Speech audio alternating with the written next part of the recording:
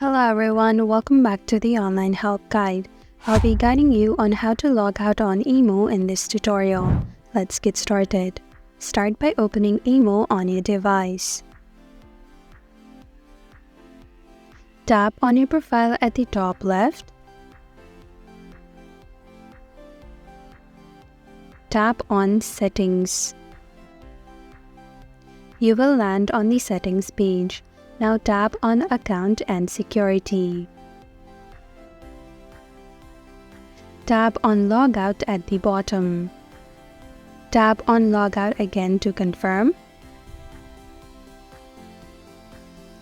And that is how to log out from the Imo app. Thank you for watching Online Help Guide.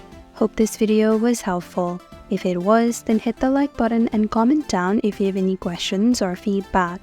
Also, if you're new to our channel, subscribe and hit the bell icon so that you don't miss our upcoming videos.